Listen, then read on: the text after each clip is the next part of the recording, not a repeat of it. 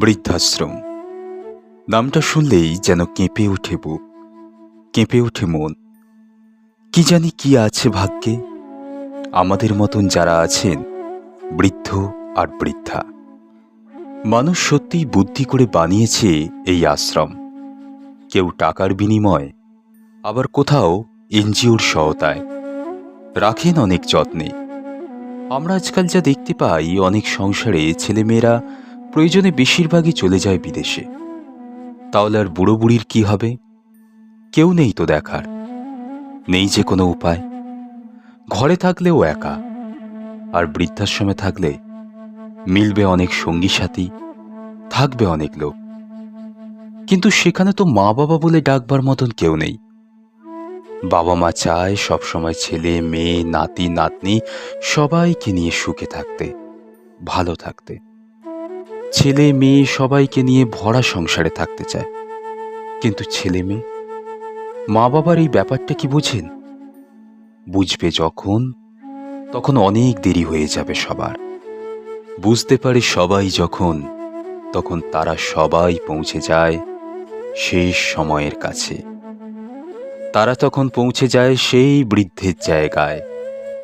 সবাইকে ছেড়ে তুমি যদি থাকো বৃদ্ধাশ্রমের ঘরে, মনটা কিন্তু পড়ে থাকবে সন্তানদের কাছে, নাতি নাতনির কাছে। ধরে রাখা যায় না মন, থাকলেও সুখে বৃদ্ধাশ্রমে। সেইখানে তো মন চলে যায় ছেলে মেয়ে নাতি নাতনির কাছে। যখন তারা ছোট ছিল, বাবা মা ছাড়া বুঝতো না তো কিছু। যখন তারা বড় হয়ে ভুলে যায় সব কথা, বৃদ্ধ বয়সে মনে পড়ে ফেলে আসা দিনের কথা। হারিয়ে ফেলেছে সব কিছু। বাবা মা কি জিনিস বোঝা যায় অনেক পরে, যখন তারা হারিয়ে যায় এই দুনিয়া থেকে। বৃদ্ধ হয়ে সবাই হয়ে যায় যেন বোঝা, সবার কাছে বোঝা। তখন আর থাকে না সময় ভুল শোধরাবার। অনেক কিছুই বলে ফেলে সবাই সবার মাঝে। অনেক সময় অনেক কিছুই মেনে নিতে হয়, অনেক কিছুই সয়ে যেতে হয়। মনোবেদনার কারণে সবই হয়ে যায়। অনেক কিছু না বুঝেও বোঝে যে যার মতো করে। ছেলে মেয়ে যদিও দেয় ব্যথা বাবা মায়ের মনে, বাবা মা সব সময় নেয় মেনে ওদের সুখের কথা ভেবে।